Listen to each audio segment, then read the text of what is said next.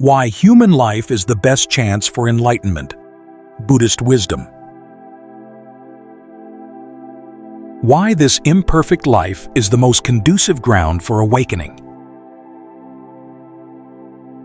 Most people think of enlightenment as something far beyond this world, perhaps a state reserved for celestial beings, or for some perfect place untouched by pain.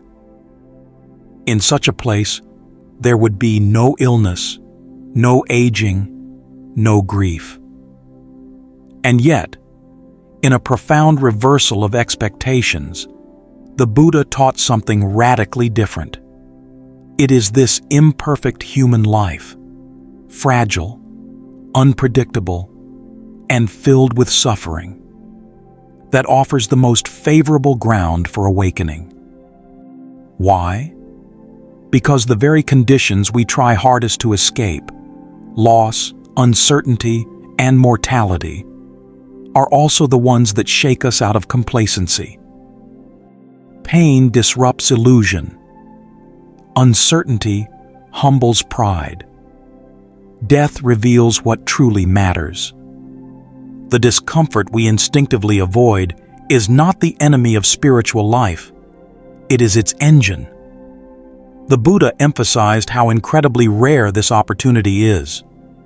In the Chigala Sutta, he gave a powerful metaphor. Imagine a blind turtle living at the bottom of a vast ocean, surfacing once every 100 years. Now imagine a wooden yoke with a single hole, drifting randomly on the waves. The odds of that turtle surfacing and placing its head through the yoke are almost zero. And yet, the Buddha said, gaining a human birth endowed with moral sensitivity and the capacity to reflect is even rarer than that. The human condition is not an obstacle to liberation. It is the most conducive field for it, vulnerable enough to seek, lucid enough to learn. Unlike beings in lower realms, we have the mental clarity to contemplate, to choose wisely, to restrain and reflect. Unlike celestial beings in the Deva realms, we are not drowned in pleasure, so our minds are more likely to turn toward wisdom. This is what makes the human birth so precious, not because it is painless, but precisely because it is not. So here we are, alive, breathing, aware, able to question, to suffer, and to grow. And this brings us to a deeper question. If life is so full of hardship, why is it not something to escape from, but the very field in which liberation becomes possible? Could it be that what we see as imperfection is not a flaw in the path, but the path itself? Why suffering is not the enemy, it's the doorway. We often assume that happiness brings wisdom, but when life is too easy, too smooth, there's little reason to ask the deep questions. No one wonders about truth when all their needs are met. Comfort seduces us into forgetting. It's only when something breaks, our health, our heart, our beliefs, that the search begins. This is why the Buddha didn't begin his path with peace or bliss. He began with dukkha, a word that's often translated as suffering, but which points more broadly to the unsatisfactory nature of conditioned existence. In early Buddhist teachings, dukkha unfolds in 3 layers. 1. Dukkha dukkha, the obvious pain of body and mind, illness, loss, despair. 2. Viparinama dukkha, the suffering of change. Even joy turns to sorrow when it slips away. 3. Sankhara dukkha, the subtle tension of being, a constant unease woven into every experience shaped by conditions. To recognize dukkha is not pessimism, it's clarity. Like a physician diagnosing an illness, The first noble truth is diagnostic, not nihilistic. It doesn't say life is only pain, but that even the sweetest moments are unstable, conditioned, and therefore incapable of providing lasting peace. But the Buddha didn't stop at diagnosis. In the second noble truth, he identified the root cause. Tanha, craving, our thirst for pleasure, permanence, identity. It's not suffering itself that binds us, but our reaction to it, our grasping, our clinging. The third truth affirms the possibility of cessation, and the fourth lays out the path of training, a way to meet dukkha not with despair, but with insight, ethics, and steady attention. Think back to a time when everything was going well. Were you asking, "Who am I? What is truth?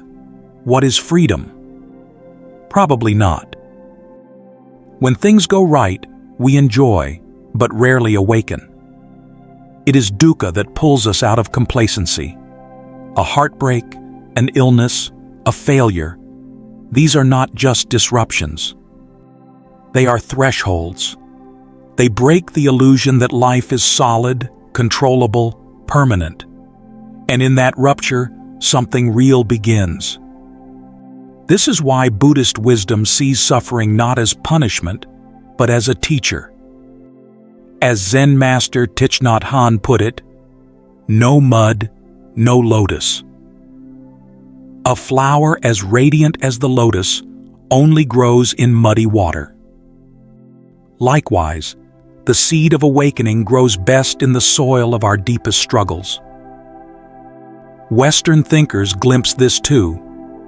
Nietzsche wrote, "That which does not kill us makes us stronger." Viktor Frankl, a Holocaust survivor, taught that even in the midst of horror, meaning could be found, but only if we choose to meet suffering consciously. And that's the key. Suffering in itself does not liberate. Only insight transforms it into a doorway.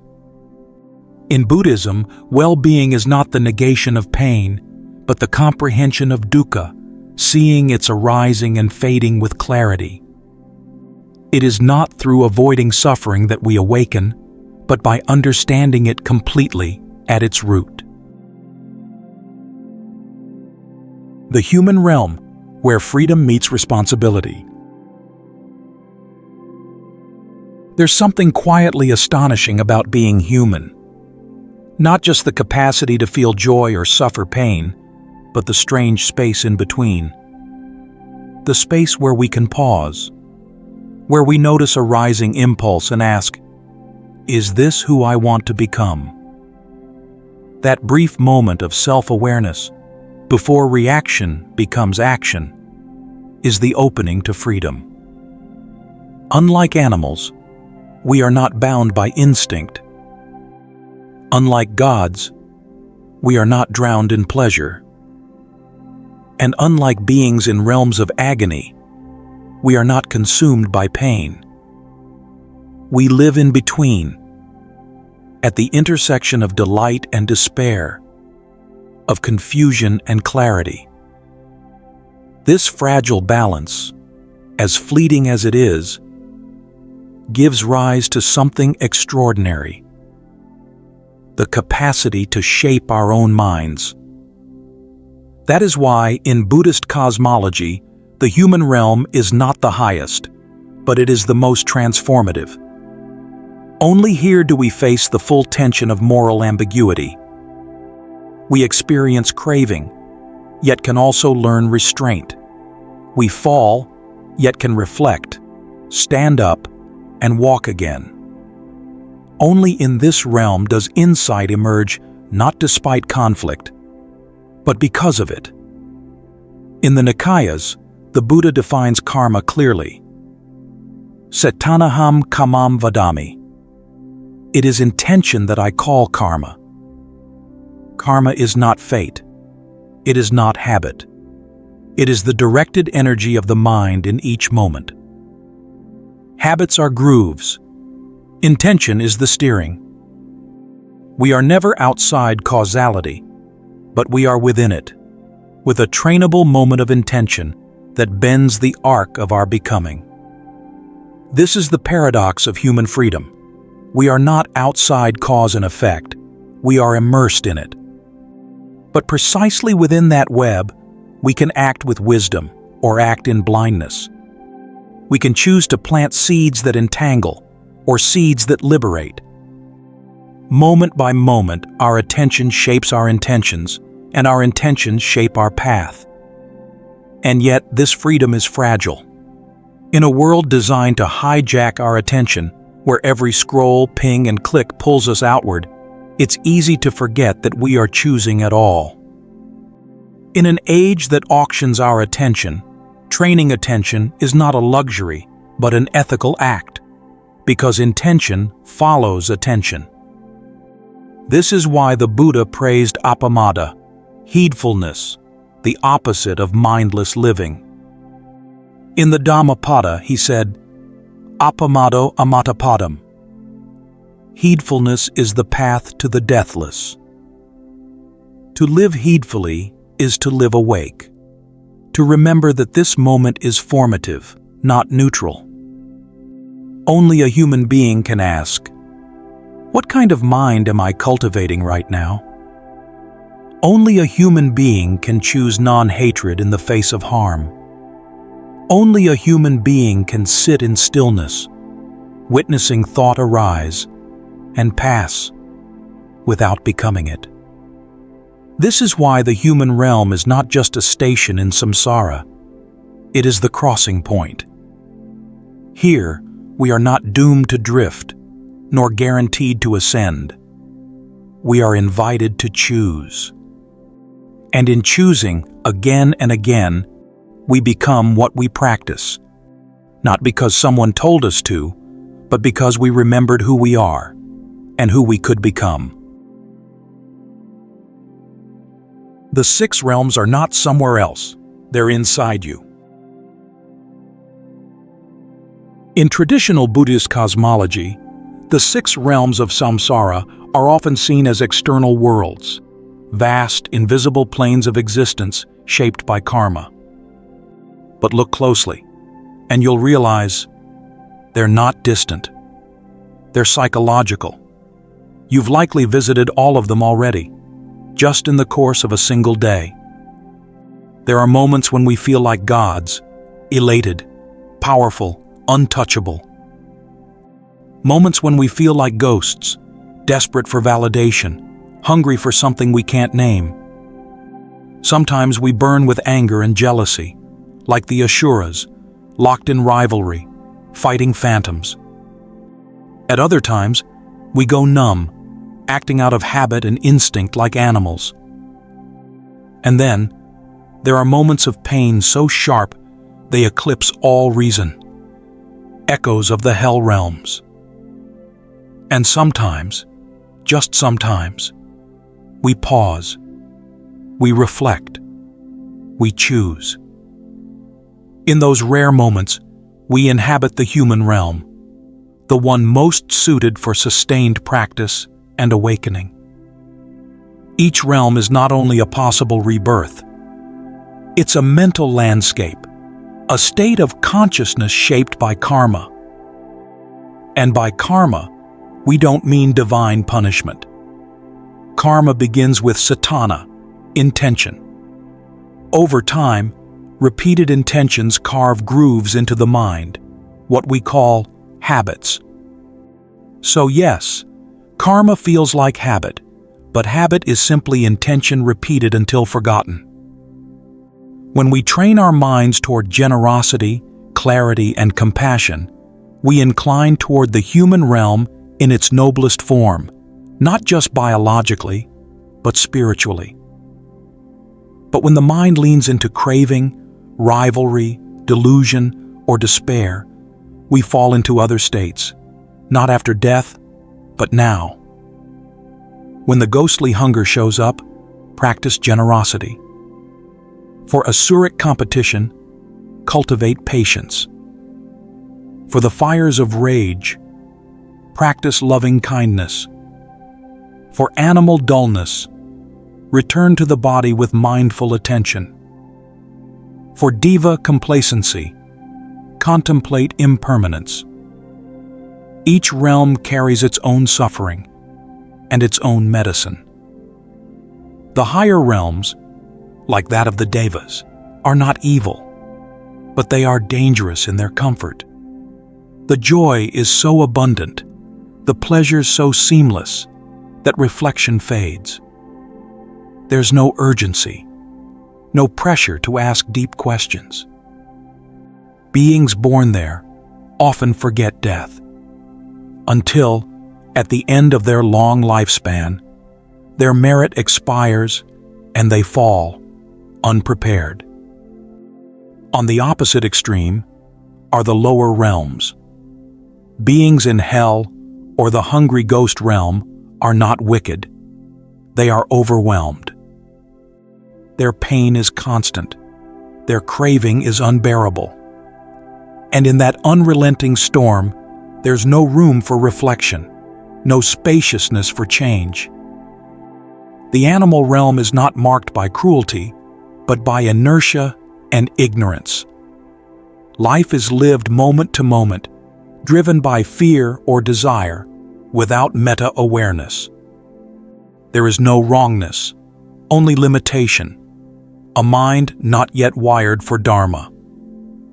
Now consider the human realm. It is not a reward. It is a razor's edge. We suffer enough to stay awake, but not so much as to drown. We are just clear enough to hear the Dharma, and just mortal enough to feel its urgency. We know we will die, and that truth, terrifying as it is, sharpens the heart, awakens the mind, and calls us to live meaningfully now. The 6 realms are not distant galaxies. They are maps of the mind. We shift between them throughout the day, depending on how we meet each moment. Treat the realms as diagnostic, not dogmatic. They don't predict where you'll go. They reveal where your mind is and suggest the medicine to apply. This human life won't last, but it can awaken you. You have arrived at this human life, not by random chance, but, as the Nikayas present it, through causes and conditions shaped across time. You may not have chosen the pain, but you are here, awake within it. And awareness is where the path begins. The Buddha didn't offer vague promises. He offered a path. And this path is not a belief, but a training, a lived transformation of body, mind, and insight. This is how we begin to use this rare human life well, not by avoiding suffering, but by cultivating the inner strength to walk through it and beyond it. This training unfolds in 3 parts: virtue, sila, stillness, samadhi, and wisdom, panya. And these 3 map directly onto the Noble Eightfold Path. Right view and right intention nourish wisdom. Right speech, action, and livelihood establish virtue. Right effort, mindfulness, and concentration deepen meditative stillness. First comes virtue, not as reward and punishment, but as ethical sensitivity. To refrain from harm, to speak truthfully, to live simply. The Buddha taught, "One who is restrained in body, speech, and mind is truly protected." In a world of noise and distraction, virtue becomes a stabilizing force, a kind of inner dignity. It is the ground where deeper clarity can take root. Then comes stillness, not as escape, but as a trained attention, what the Buddha called samadhi. This is the gathered mind. Clear, focused, unshaken. Without it, we are endlessly reactive. But with it, the fog begins to lift. And when stillness is well established, truth reveals itself. Not because we chase it, but because we finally stop running. Finally, wisdom. Not book knowledge, not speculation, but direct, embodied seeing of impermanence, of dukkha, of not-self. As the Buddha said, just as the ocean has one taste, the taste of salt, so too, my teaching has one taste, the taste of liberation. And that taste is not distant. It begins the moment we stop clinging to what cannot last. But where do we practice all this? Not in theory, but in life itself. The Buddha offered the Satipatthana, the 4 foundations of mindfulness, as our inner lab. Observe the body, observe feelings, observe the mind, observe mental phenomena as they arise and pass, not as we wish them to be, but as they actually are. This is where wisdom is born, in the middle of breathing, crying, doubting, trying again. This path is not for saints or monks alone. It is for anyone who suffers. For anyone who has paused long enough to ask, is there another way to live? You don't need to be pure to begin. You just need to begin. And yes, you will forget. You will fall. But you can return, again and again. That is the quiet, often hidden dignity of being human. So remember, this body will pass. This life will pass. Even your pain will pass. What endures is not some fixed self, but the direction your mind has been trained to take, or its release from all grasping. That is the seed. That is the path. And from that path, a freedom is born. Not in another world, not after death, but here, in this very breath.